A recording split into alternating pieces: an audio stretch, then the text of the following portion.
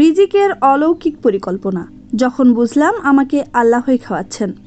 আসসালামু আলাইকুম প্রিয় দর্শকবৃন্দ, আজকে গল্পটি রিজিক নিয়ে, একজন ছাত্রের জীবনে আল্লাহর অবিশ্বাস্য পরিকল্পনার গল্প। মদিনার এক বিশ্ববিদ্যালয়ে পড়াশোনা করেন তিনি।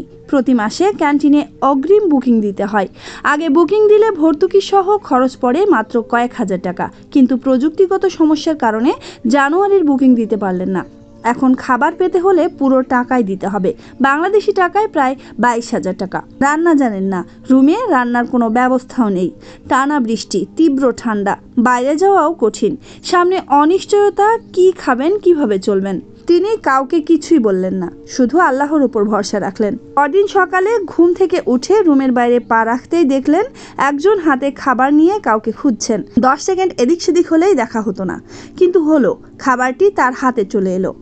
গতকাল সন্ধ্যায় মসজিদ থেকে বের হচ্ছেন, ঠিক তখন এক ভাইয়ের ফোন কল এলো। জানা গেল বাসায় রান্না হচ্ছে, নিয়ে আসতে বলা হলো। নুডলস, ফল, তারপর খিচুড়ি, তৃপ্তির আহার। আরেকদিন দুপুরে এক ভাই, যিনি আগে কখনো ফোন দেননি, হঠাৎ কল করলেন। বললেন রোজার সেহরির রান্না করা খাবার আছে, এসে নিয়ে যান। গিয়ে দেখলেন উটের গোশত আর প্রিয় আলু ভর্তা। আরেকটি ঘটনা, স্টাডি গ্রুপের দাওয়াতে না যাওয়ার কারণে উস্তাদ তার জন্য খাবার পাঠিয়ে দেন, 3 বক্স খাবার। তিনি তখন খেয়ে ফেলেছেন, তাই খাবারটি রেখে দেন। কয়েকদিন পর ঠিক সেই খাবারই হলো তার বাঁচার উপায়, এমনকি সেটি ভাগ করে আরেকজনের ক্ষুধাও মিটল। তখন তার মনে পড়ল কুরআনের আয়াত, পৃথিবীতে বিচরণকারী প্রত্যেক প্রাণীর রিজিকের দায়িত্ব আল্লাহ নিয়েছেন। আর প্রিয় নবী মুহাম্মদ সাল্লাল্লাহু আলাইহি ওয়াসাল্লাম বলেছেন, তোমরা যদি প্রকৃত তাওয়াক্কুল করো তবে আল্লাহ তোমাদের সেইভাবে রিজিক দেবেন যেমন তিনি পাখিদের দেন। তারা সকালে খালি পেটে বের হয়, সন্ধ্যায় ভরা পেটে ফিরে আসে। আগে যখন ক্যান্টিন বুকিং নিশ্চিত ছিল, মনে হতো খাবার ব্যবস্থা নিজেই হয়ে যায়।